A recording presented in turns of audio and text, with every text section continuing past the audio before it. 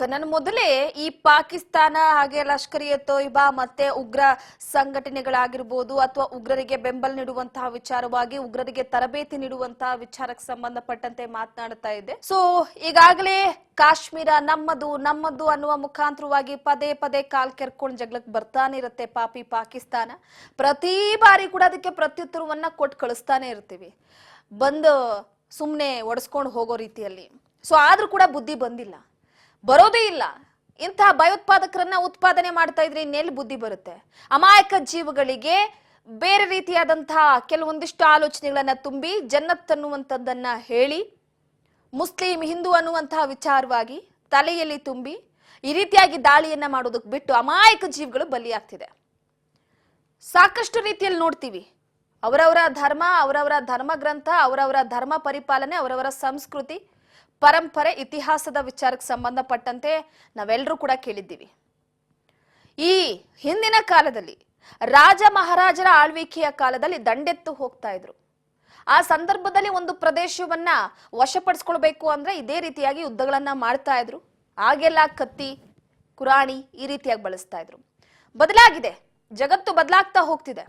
ಹಾಗಿರೋದಕ್ಕಾಗಲ್ಲ. ರಾಜ್ಯರ ಆಳ್ವಿಕೆ ಕೊನೆಯಾದ ನಂತರ ಸರ್ಕಾರಗಳು ಬಂದ ಮೇಲೆ ಈಗ ಏನಾಗಿದೆ ಅಂತಂದ್ರೆ ಒಂದು ದೇಶದ ಮೇಲೆ ಮತ್ತೊಂದು ದೇಶ ವಿಷ ಕಾರ್ತಾ ಇದೆ.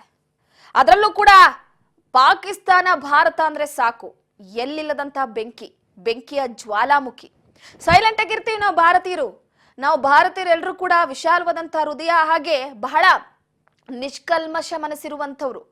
ಅಷ್ಟು ಈಸಿಯಾಗಿ ನಾವು ಯಾರ ಮೇಲೂ ಕೂಡ ದಾಳಿ ಮಾಡೋದಕ್ಕೆ ಹೋಗಲ್ಲ. ಅದನ್ನ ನಮ್ಮನ್ನು ಕೆಣಕಿದ್ರೆ ಸುಮ್ಮನೆ ಬಿಡೋದಿಲ್ಲ ಅನ್ನೋ ರೀತಿಯಲ್ಲಿ.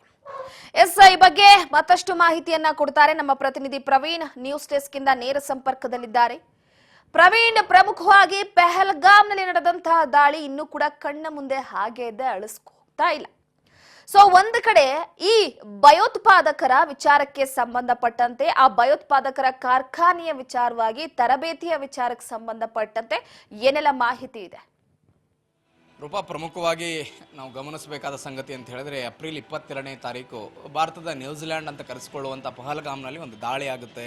ಭಯೋತ್ಪಾದಕರು ಬಂದು ಏಕಾಏಕಿಯಾಗಿ ಒಬ್ಬ ವಿದೇಶಿ ಪ್ರಜೆನೂ ಸೇರಿದಂತೆ ಒಟ್ಟು 26 ಜನರನ್ನು ಸಾಯಿಸಿಬಿಡ್ತಾರೆ ಬಂದೂಕುಗಳನ್ನು. ಅದು ಪ್ರಮುಖವಾಗಿ ನಾವು ನೋಡಬೇಕಾದಂತಹ ವಿಚಾರ ಅಂತ ಹೇಳಿದರೆ, ಧರ್ಮವನ್ನು ಕೇಳಿ ಬಂದೂಕಿನಿಂದ ಗುಂಡೇಟು ಹಾಕಿದ್ದಾರೆ, ಅವರ ಪ್ಯಾಂಟ್ಗಳನ್ನು ಬಿಸಿದ್ರು ಎನ್ನುವಂತಹ ಮಾಹಿತಿ.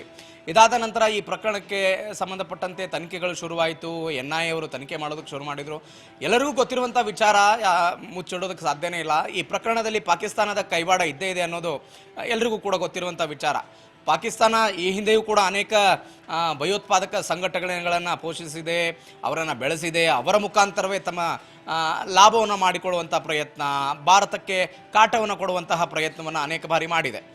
ನೀವು 2019 ಲೋಕಸಭಾ ಚುನಾವಣೆಗೂ ಮುನ್ನ 2019 ಫೆಬ್ರವರಿ 14ನೇ ತಾರೀಕಿಗೆ ಪುಲ್ವಾಮಾ ಅಟ್ಯಾಕ್ ಆಗಿ ಭಾರತದ 44 ಯೋಧರೇನು ಮೃತಪಟ್ಟಿದ್ರಲ್ಲ, ಆ ಮೃತಪಟ್ಟ ನಂತರ ಒಂದು ದೊಡ್ಡ ದಾಳಿ ಅಂತ ಪಹಲ್ಗಾಮ್ ದಾಳಿಯನ್ನು ಬಿಂಬಿಸಲಾಗ್ತಾ ಇದೆ. ಪ್ರಮುಖವಾಗಿ ನೋಡಿ, 4 ಜನ ಆರೋಪಿಗಳು ಅಂದರೆ ಲಷ್ಕರ್ ಎ ತೈಬಾ ಎನ್ನುವಂತಹ ಒಂದು ಭಯೋತ್ಪಾದಕ ಸಂಘಟನೆಗೆ ಸಂಬಂಧಪಟ್ಟವರು.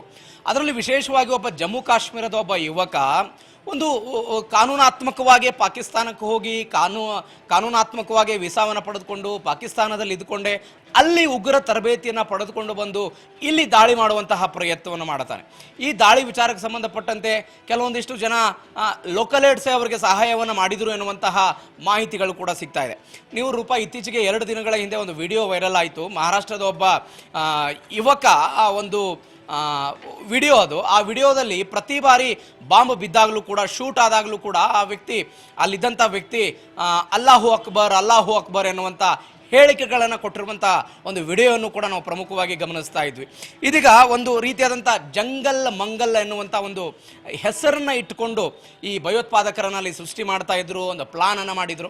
ನೀವು ನೋಡಿ, ಈ NIA ತನಿಖೆ ಆದ ನಂತರ ಕೆಲವೊಂದಿಷ್ಟು ಮಾಹಿತಿಗಳು ಹೊರಗಡೆ ಬಂತು. ಏನಂತ, ಅಲ್ಲಿ ಒಬ್ಬ ಯುವಕ ಪ್ರವಾಸಿಗರನ್ನು ಬಂದು ಹಿಂದಿನ ದಿನ ಕೇಳ್ತಾ ಇದ್ದಂತೆ, ನೀವು ಹಿಂದೂ ಇದ್ದೀರಾ, ಮುಸ್ಲಿಂ ಇದ್ದೀರಾ, ನಿಮ್ಮ ಟೀಮಲ್ಲಿ ಹಿಂದೂ ಎಷ್ಟು ಜನ ಇದ್ದಾರೆ, ಮುಸ್ಲಿಂ ಎಷ್ಟು ಜನ ಇದ್ದಾರೆ, ಯಾವ ಕಾರಣಕ್ಕಾಗಿ ಇಲ್ಲಿ ಬಂದಿದ್ದೀರಿ, ಏನು ಎತ್ತ ಎನ್ನುವಂಥ ಮಾಹಿತಿಯನ್ನು ಕಾಶ್ಮೀರದಲ್ಲಿದ್ದಂತಹ ಒಬ್ಬ ಯುವಕ ಮಾಹಿತಿಯನ್ನು ಪಡೆದುಕೊಳ್ತಾ ಇದ್ದ ಅಂತ.